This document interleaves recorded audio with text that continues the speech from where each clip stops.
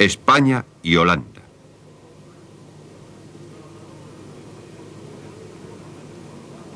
El siglo de oro duró aproximadamente en España hasta la mitad del siglo XVII, durante el cual la civilización hispánica llegó a dominar una enorme zona del globo.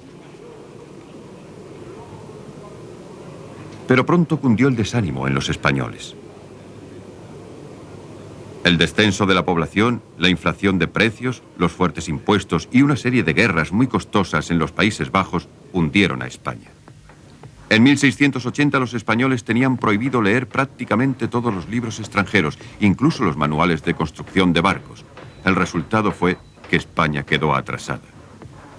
Los astilleros de La Coruña, que antaño habían dominado los mares, prosiguieron la producción de los mismos costosos y anticuados buques, y la flota española y la marina mercante fueron presa de naciones más enérgicas. Entre estas, la primera fue Holanda. Cuando el centro de gravedad económica de Europa se desplazó hacia el noroeste, los holandeses aprovecharon la oportunidad. Ellos dominaron el siglo XVII y sellaron de forma indeleble el comienzo del mundo moderno.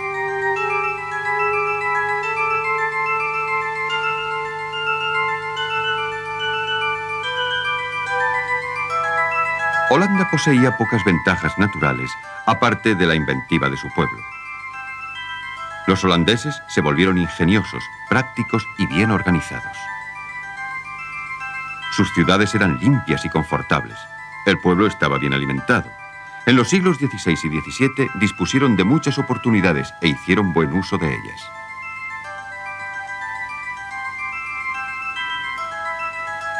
Habían ganado su tierra en una lucha infatigable contra el mar y habían construido diques, zanjas y canales de enorme complejidad.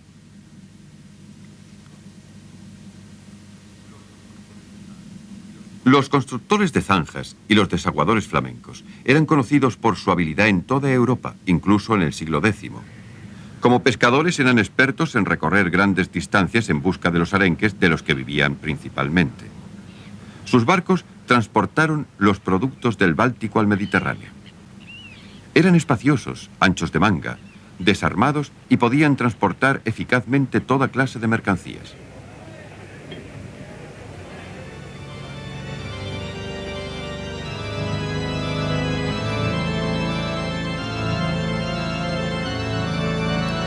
Otra de las cualidades especiales de los holandeses era que, en la época de la Reforma, al igual que otros pueblos marineros, eran tolerantes con las otras religiones. Su propia fe era predominantemente protestante, a menudo de un calvinismo extremado, lo que les acarreó la ira de sus católicos gobernantes españoles y provocó una guerra que duró 80 años.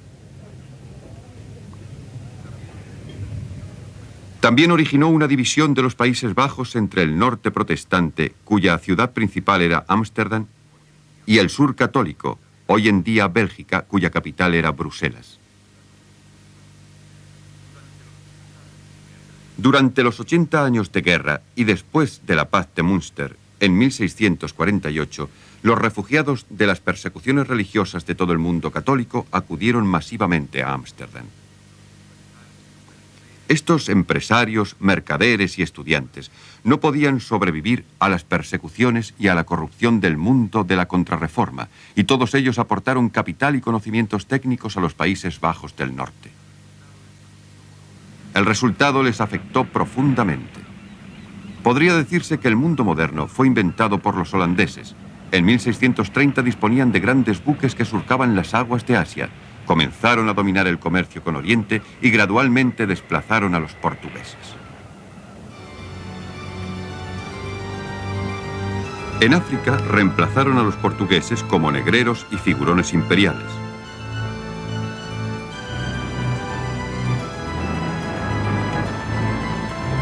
A donde quiera que fueran, dejaban su huella.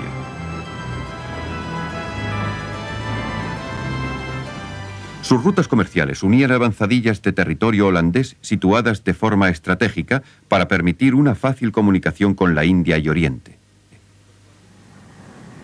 Los holandeses también demostraron ser mejores que nadie en negociar y recoger dinero para los riesgos comerciales a largo plazo. Confiaban los unos en los otros y trabajaban juntos. Su gobierno, los Estados Generales, protegió el comercio en vez de vivir a su costa, tal y como hacían los estados de la Contrarreforma católica.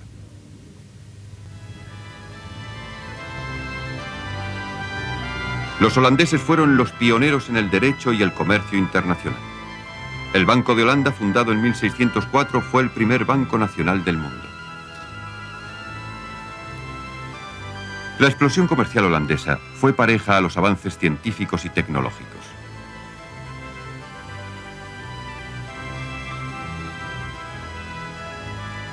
Pero al carecer los holandeses de recursos naturales, a finales del siglo XVII fueron superados por sus vecinos los ingleses. Los ingleses poseían un historial de arrebatos alternativos de autodestrucción y autoafirmación. A finales del siglo XVII la ciudad de Londres y la poderosa nobleza británica unieron sus fuerzas para competir contra los holandeses. Los ingleses fueron los pioneros del desarrollo de cronómetros de precisión para la navegación que permitieron a Cook explorar y registrar en mapas nuevas áreas del mundo. A mediados del siglo XVIII podían equipar a todos los oficiales de cubierta con un reloj de bolsillo adecuado y exacto. Estos desarrollos en la navegación corrieron parejos con la energía comercial e industrial. Los barcos para la Compañía Británica de la India Oriental se construían prácticamente en serie en Greenwich. La prosperidad de las ciudades británicas costeras en el siglo XVIII, como Bristol, se basaba casi en su totalidad en el comercio de esclavos.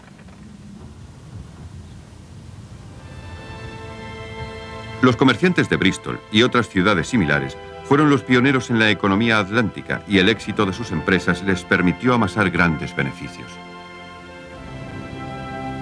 Hacia 1780, los horrores del comercio de esclavos comenzaron a atormentar la conciencia de Europa occidental, aunque no lo suprimieron.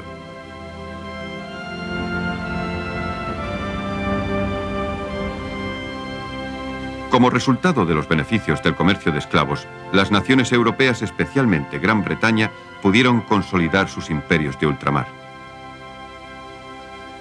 Los británicos, a diferencia de los holandeses, conquistaron sistemáticamente todos los territorios del mundo que les fue posible. Francia fue su principal rival en América del Norte, América del Sur y en la India, pero Francia, al igual que Holanda, estaba envuelta en guerras en Europa, y en 1763, con la Paz de París, los británicos se hicieron cargo de sus territorios. Este hecho, y otras conquistas posteriores, fueron la génesis del Imperio Británico.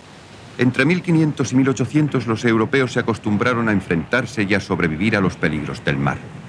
Los holandeses abrieron el camino, pero su fuerza quedó minada por las guerras continentales en Europa. Los británicos, libres de estas preocupaciones, se pusieron a la cabeza de la construcción de un imperio, siendo los herederos fortuitos de los exploradores portugueses de los siglos XV y XVI.